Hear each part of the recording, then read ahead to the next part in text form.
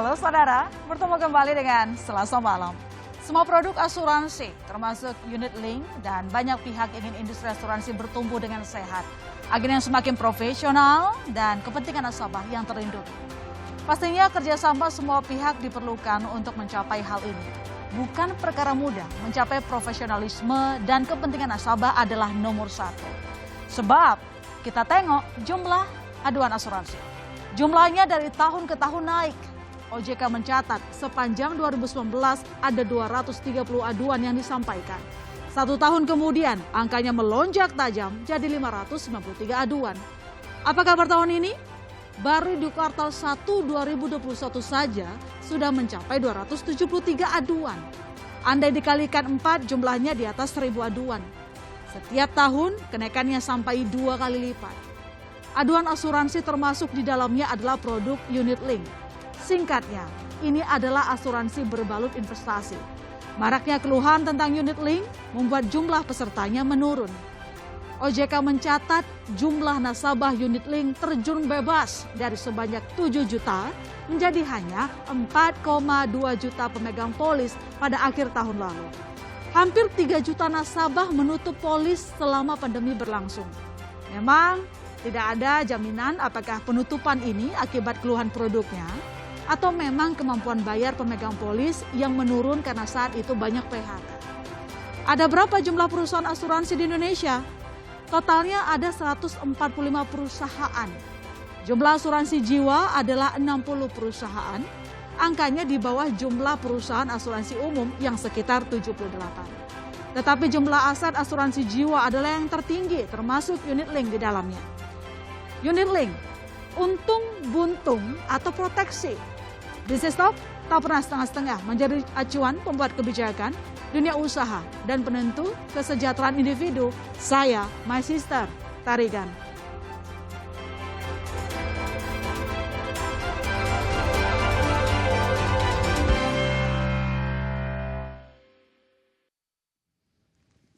Hai saudara, bertemu lagi di Bisnis Talk bersama saya, My Sister Tarigan, dan pada malam hari ini kami kedatangan narasumber dari regulator, kemudian juga pemegang polis, dan tentu saja dari perusahaan asuransinya ya, asosiasinya. Dan saya sapa dulu ada Pak Supriyono, Direktur Pengawasan Asuransi OJK. Selamat malam Pak Supri. Selamat malam Mbak My Sister. Terima kasih telah memenuhi undangan kami. Kabar saya baik Pak, semoga Pak Supriyono juga baik selalu. Alhamdulillah baik, sehat selalu ya. Sehat selalu, terima kasih. Kemudian saya juga akan menyapa Cornelius Simanjuntak, Pembina Dewan Asuransi Indonesia DAI. Selamat malam Pak Cornelius. Selamat malam My Sister, Mbak Lona, apa kabar? Selamat malam baik. Pak Supriyono, selamat malam Bu Arya juga. Ya, salam kenal Pak. Dan saya juga menyapa Mbak Maria Trihartati, Koordinator Komunitas Korban Asuransi. Selamat malam, Mbak. Selamat malam, Mbak My Sister. Selamat malam semua Bapak-Bapak. Ya, sehat-sehat selalu kita semua yang ada di sini. Dan nanti akan bergabung bersama kita Mbak Titis Nurdiana, wartawan Senior Kontan, untuk memberikan pandangan dari redaksional. Pertanyaan saya yang pertama ke Pak Supri dulu. Pak Supri, ini akhir-akhir ini jumlah nasabah asuransi dan unit link yang menyampaikan keluhan akibat menderita kerugian terus bertambah. Sejauh ini mungkin ada update data, berapa jumlah aduan yang masuk OJK? Terima kasih Mbak My Sister, selamat malam semuanya, termasuk pemirsa di rumah ya. Memang ini kalau berbicara tentang asuransi selalu menarik gitu ya. Asuransi ini apalagi kan, rame banget sekarang ini. Iya betul, ya di dunia modern kan emang asuransi ini sesuatu yang kalau saya bilang kebutuhan pokok sebenarnya gitu ya, karena memang kita butuh asuransi tapi kita kadang salah paham terhadap asuransi, jadi memang satu PR besar buat kami sebagai regulator dan juga rekan-rekan di industri juga dan tentu saja rekan-rekan di media gitu ya untuk bagaimana kita membangun kepahaman yang sama terhadap asuransi ini masyarakat. Gitu ya. Sebagai satu metode kita untuk mendapatkan satu proteksi dan juga kesempatan juga menitipkan investasi kita di perusahaan asuransi gitu. Tentu saja ini PR besar gitu ya. Dan saya yakin kalau kita bisa membangun kepahaman bersama, aduan-aduan dan juga komplain-komplain tentu akan bisa kita minimalkan gitu.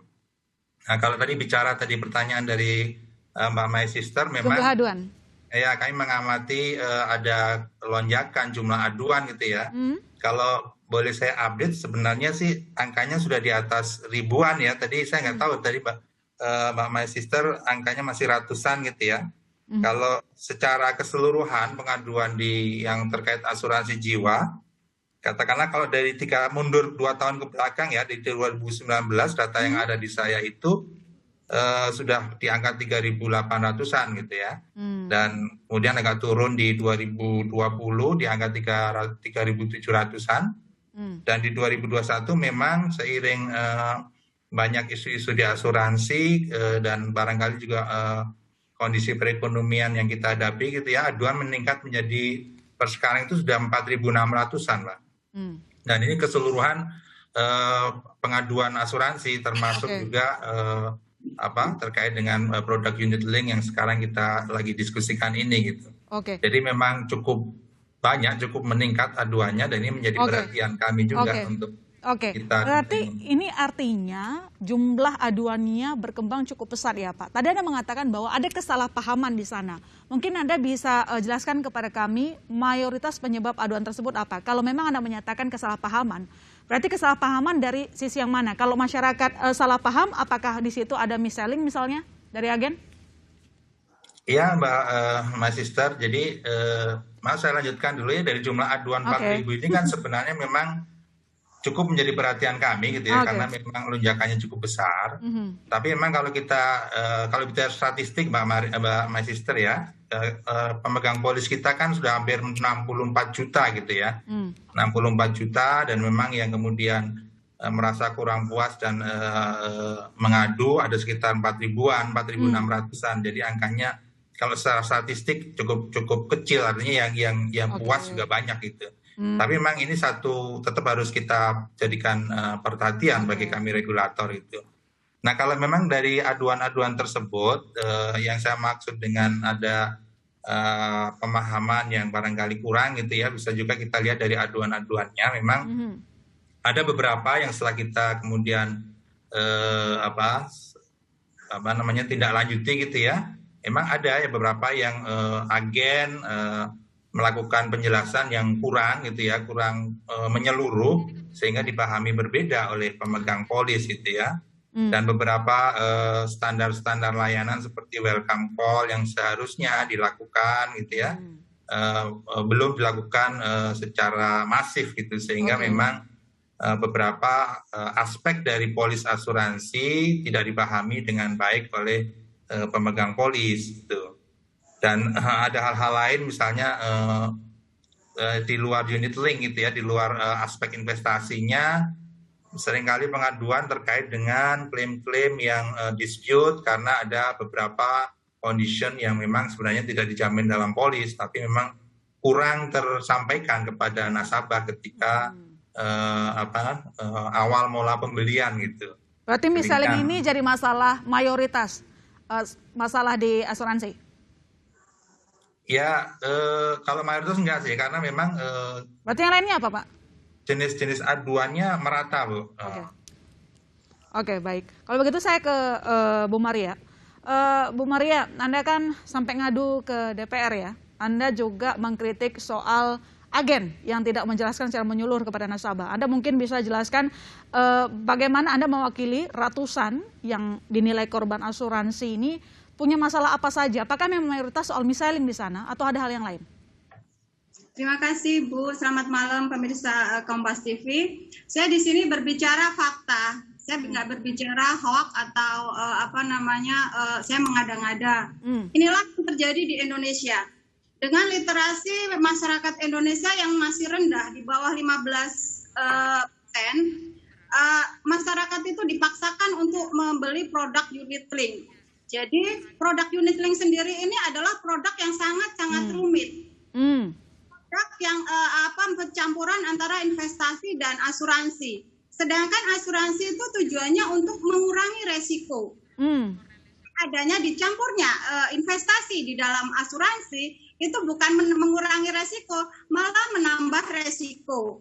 Dengan biaya-biaya di dalam asuransi unit link ini yang sangat banyak, Yaitu biaya akuisisi pada tahun pertama 100% uang nasabah itu diambil semua oleh perusahaan asuransi untuk membayar biaya akuisisi termasuk untuk agen 30%, dan biaya asuransi, biaya cetak polis, biaya switching, biaya cuti premi, biaya tarik tunai, dan biaya penutupan polis, juga biaya manajer investasi. Dan yang utama, semua resiko investasi yang menanggung adalah nasabah.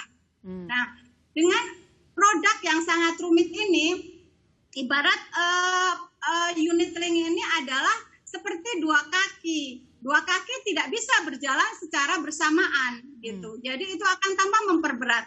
Jadi sebenarnya produk unit link ini untuk masyarakat Indonesia dengan literasi asuransi yang sangat-sangat rendah itu tidak layak sama sekali. Jadi seperti itu adalah produk yang dipaksakan. Karena apa? Karena sangat menguntungkan untuk pelaku asuransi, perusahaan asuransi. Bu Maria, Anda mau bilang kalau agen kebanyakan kejar target aja? Ya. Seperti itu? Iya. Agen dari penjualan unit link ini mendapat komisi 30% dari per tahun. Baik. Soal komisi di sana. Saya ke Pak Cornelius pertama soal persoalan kita ke agennya dulu yang kita soroti. Produknya rumit tapi standar agennya tidak sama untuk setiap perusahaan asuransi. Jawaban Anda bagaimana? Baik, terima kasih Mbak Lona, my sister, Tarigan, dan selamat malam kepada Ibu Maria, Mas Priyono, dan semua pemirsa Kompas TV. Saya ingin menjelaskan tentang masalah hal ini bahwa sebenarnya kalau dilihat dari produk ini memang siapa yang menjualnya adalah agen-agen.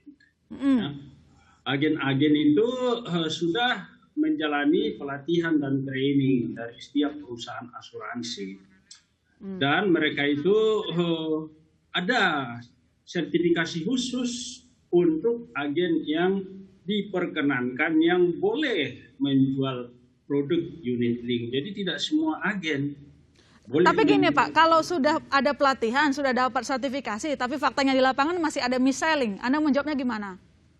Iya, bahwa sekarang ini di Indonesia satu perusahaan kita tahu ada agennya itu hampir 400 juta. Totalnya udah jutaan agen ya.